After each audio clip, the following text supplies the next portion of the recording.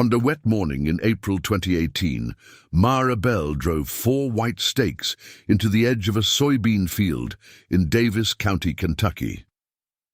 The strip of land she was marking was only 12 feet wide. It ran beside Panther Creek, where the soil dipped low and stayed soft after rain. Goldenrod grew there, ragweed, Queen Anne's lace, a few thin stalks of switchgrass. To everyone else, it was wasted ground. Mara stretched orange twine between the stakes, checked the distance with a steel tape, and wrote the measurement in a black notebook, 37 feet short, across the road. Dale Haskins leaned against his pickup and watched her. Dale was 64, a retired school bus mechanic, and the kind of farmer who could identify a tractor engine by sound. He had known Mara's husband for more than 20 years. "You planting weeds now?" he called. Mara pushed the shovel into the wet ground. "Not today," Dale laughed. Behind Mara, 2 men from Green River Community Bank sat in a parked sedan with the engine running. On the passenger seat was a folder containing an offer for $90,000. The bank thought. Mara had lost her mind. Her neighbors thought she was grieving. Mara knew something they didn't, and before the year was over, the whole county would see it. If stories of patience, family, and quiet wisdom mean something to you, subscribe and join our farming family. Tell us in the comments where you're watching from. Now let's go back to the beginning. Mara Bell was 47 years old that spring. She had brown hair she wore in a braid, a sun-browned face, and hands roughened by more than 2 decades of farm work. She had grown up outside Owensboro, where her father raised cattle on rented ground. She met Thomas Bell at the Daviess County Fair in 1994, beside a pen of Hampshire hogs that belonged to Thomas's uncle. Thomas was 31. Mara was 23. He was quiet, narrow-shouldered, and slow to answer questions about the weather or the land. Before he made a decision, he looked at the ground, not the sky. The ground, Mara once asked him why. "Sky tells you what's coming," he said. "The ground tells you what already happened." They married the next year. In 1997, they bought 118 acres along Panther Creek for $146,000. The farm had a brick house with white trim, a tobacco barn with a sagging roof, an old pond full of cattails, and 40 acres of open ground that had been planted in corn and soybeans for nearly 30 years.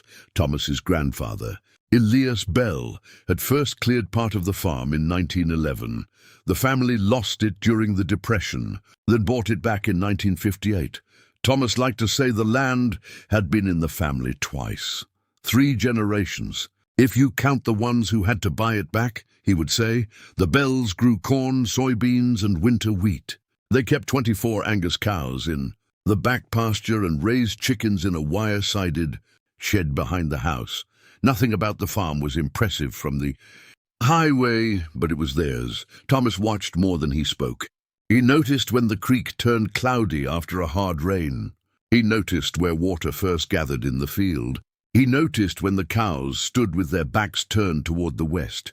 He noticed that earthworms came to the surface before certain storms. Mara was different. She liked things finished. Gates latched, fences tight, accounts balanced, machines repaired before they broke. When Thomas left a job half done because he wanted to see what the ground said, Mara called him stubborn. He didn't argue. That was his way. In October 2016, Thomas was repairing a hydraulic line on an old John Deere when the machine slipped from the jack. He died before the ambulance reached the farm. The funeral was held at First Baptist in Whitesville. 89 people came, including Daniel Cho, the county extension agent, and Frank Duval, a retired cabinet maker who had known Thomas since childhood. The banker came too. Mara remembered very little of the service. She remembered wet wool in the church pews, a fly tapping against stained glass, Thomas's work gloves lying on the kitchen counter because he had left them there the night before. The farm did not stop because he had. The cows still bawled at feeding time. The wheat still needed nitrogen. The creek still rose after rain. The bank still expected the operating note to be paid. Mara sold 2 tractors and reduced the herd from 24 cows to 11. She hired help for harvest and worked the rest herself. By the spring of 2018, she owed Green River Community Bank $8,400. That was when Raymond Pike came to the house. Raymond was 58, the agricultural lending manager at Green River. He wore polished brown shoes that sank into the mud beside the porch. With him was Alicia Reed, a 29-year-old loan officer who had studied agricultural economics at Murray. Raymond placed a folder on Mara's kitchen table. A developer wanted the property. The company planned to build storage buildings near the highway. The offer was $90,000 above the bank's appraisal. Mara read the first page, then the second. Raymond leaned back in his chair. "You'd clear the note," he said. "You'd have enough left to start over somewhere smaller." "I'm not starting over. You're carrying a farm one person can't manage." Mara looked toward the window. Rainwater ran in thin brown lines across the driveway. How much did Thomas owe when he died? Raymond's expression changed. "That isn't the point. It is to me." He tapped the folder. $90,000 doesn't come around every day." Mara folded the offer and placed it beside the sugar bowl. "I'm not selling?" Alicia looked up from her tablet. Raymond gave a small laugh. "You're refusing $90,000. "Yes, for this." Mara looked through the window at the old barn, the muddy pasture, and the lone cow standing with her head lowered against the rain.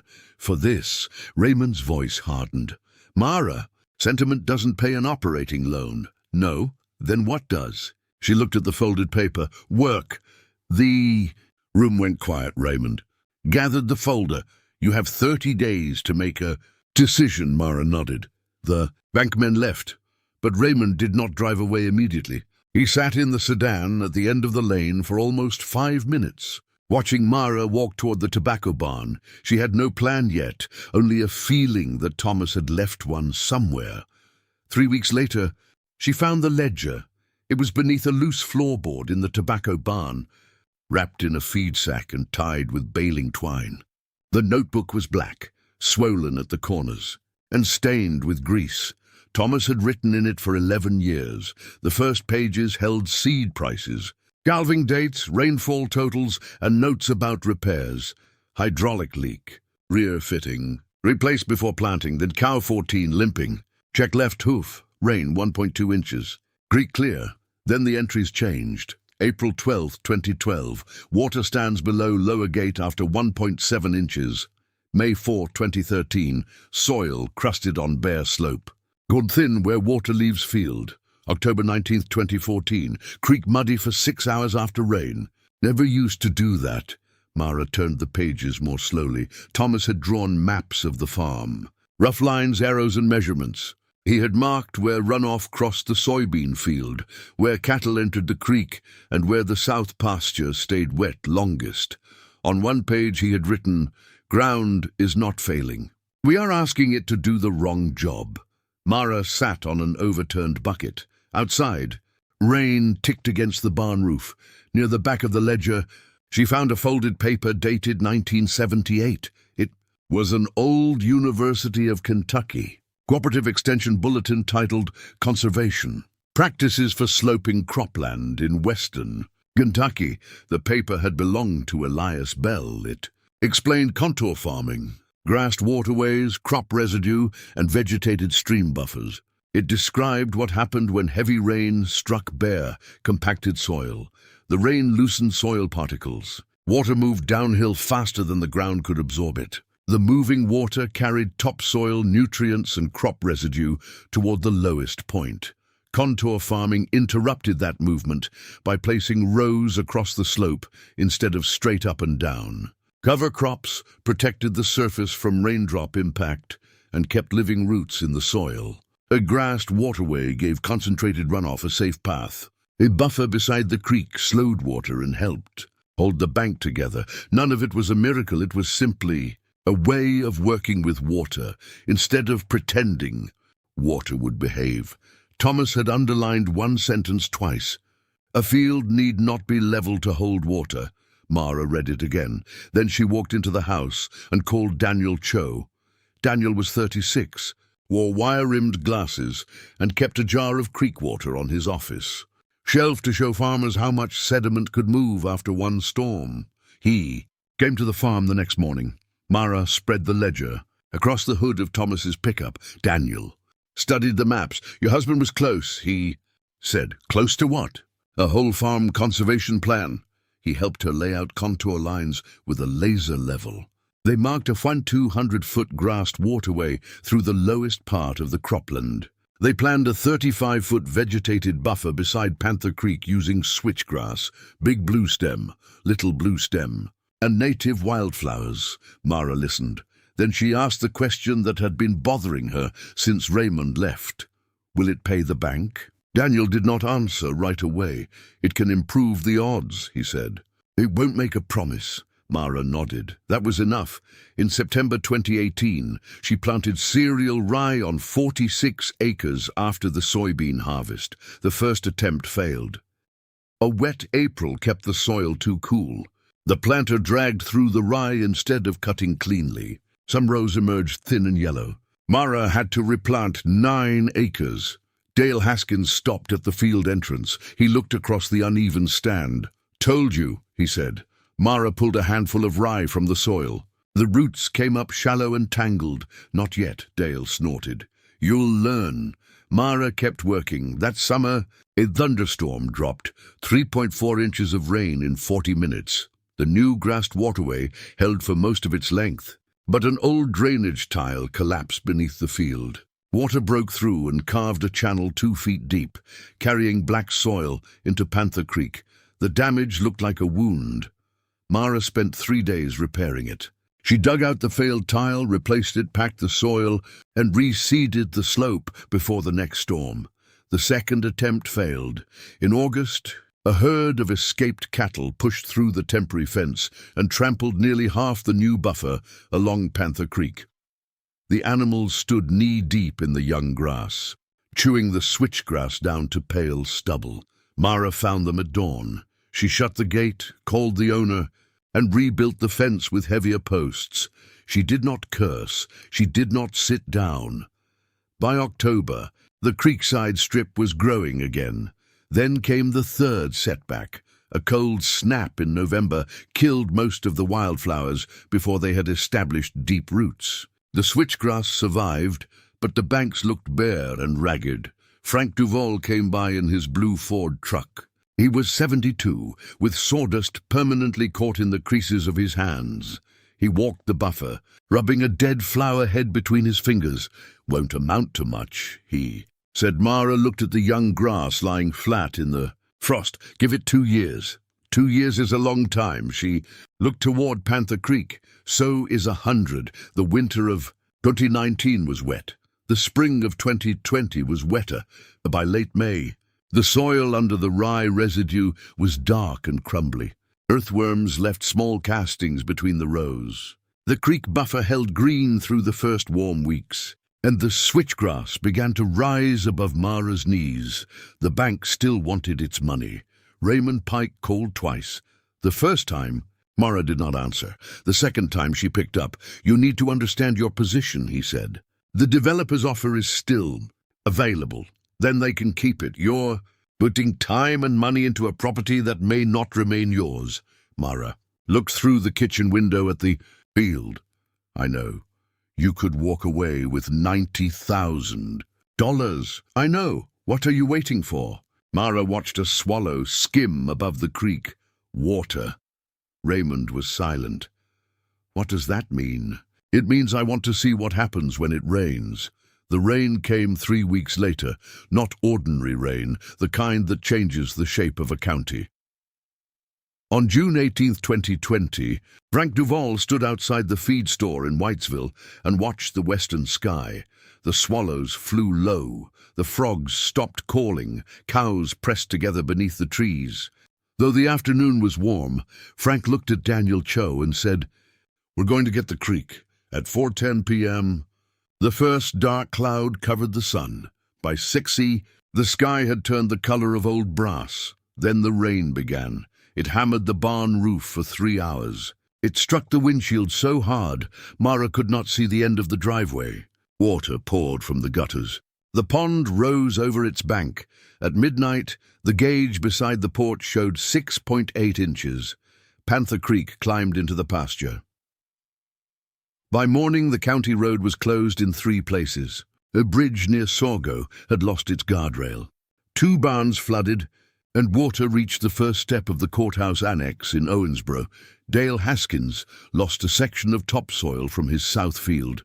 His corn rows had been planted straight up and down the slope, as they had been for 30 years. The water followed them like tracks. It stripped soil from the upper field, piled residue against the fence, and exposed long pale scars of clay across the creek. A rented field turned the color of coffee. Mara's farm looked different. The upper cornfield had standing water in 2 low places, but the rows remained in place. The rye residue lay flat between them, dark and matted, holding the soil like a rough brown blanket.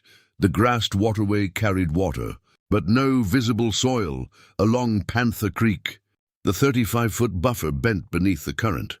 The switchgrass folded nearly to the ground. Young cottonwoods leaned downstream, but the bank did not break. The roots held. The plants slowed the water. The ground had finally answered. By noon, the creek began to fall. Raymond Pike came the next morning. He parked beside the same mailbox where Dale had once laughed. This time he wore old boots and a rain jacket. Mud covered the polished shoes he had worn 2 years. Before, Mara stood beside Daniel Cho at the field edge. She held a shovel against her shoulder. Raymond looked across the farm. Dale's field was streaked with exposed clay and tangled stalks. A fresh gully cut through the center, wide enough for a man to stand inside. Along Mara's field, the rye residue still covered the soil. The grassed waterway was flattened but intact. Panther Creek ran brown, but the bank beside Mara's property held a narrow green line.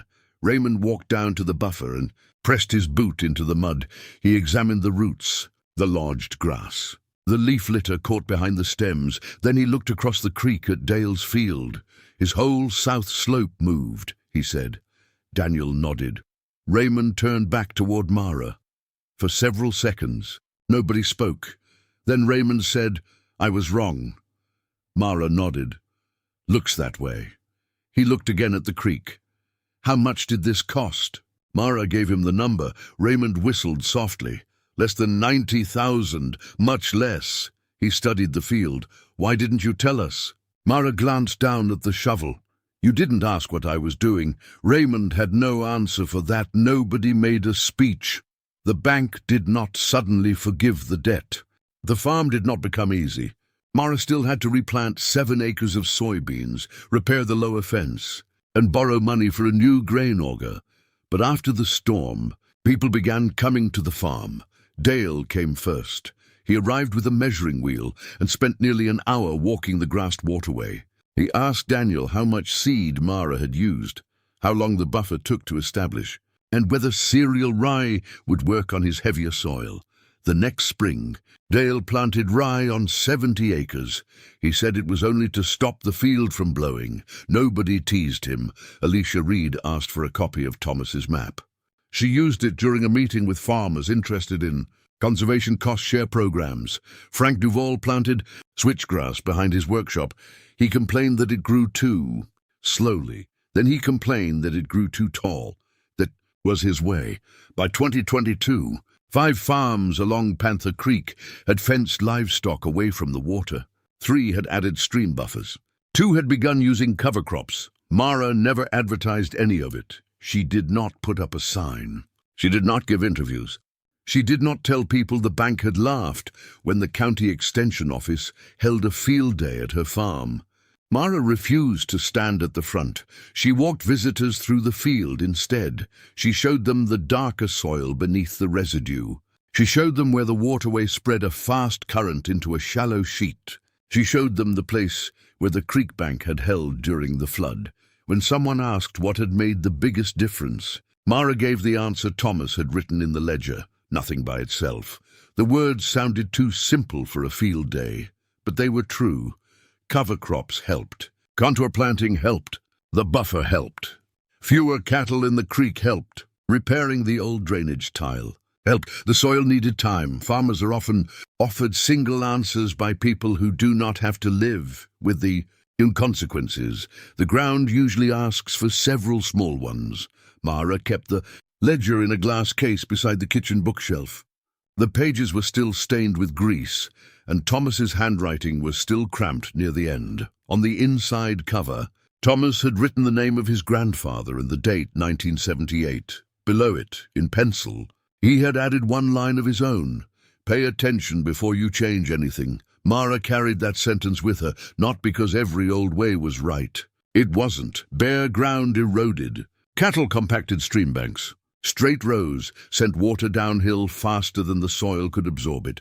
But Thomas had understood something easy to miss. The land was always giving information. The creek showed what the field was losing. The weeds showed where the soil had been disturbed. Earthworms showed where the ground was beginning to breathe again. The animals noticed weather before the weather reached the house. The farm was not silent. People were simply louder. Masanobu Fukuoka once wrote, "The ultimate goal of farming is not the growing of crops, but the cultivation and perfection of human beings." Mara did grow better crops after the flood. Her soybean yields improved by 11 bushels an acre over 4 years, and the fields where cover crops were used consistently showed higher organic matter. Those numbers mattered. They paid bills. They bought seed.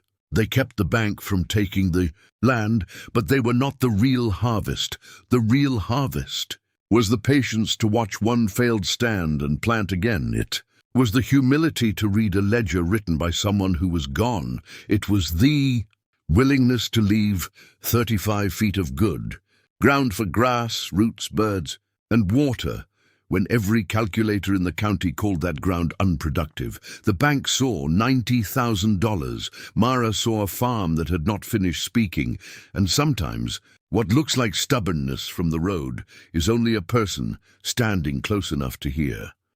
Have you ever been doubted for protecting something other people thought was worthless? Tell us where you're watching from. We read every one, and if you want more true-to-life rural stories about patience, family, and the quiet wisdom hidden in ordinary work, subscribe and stay with us.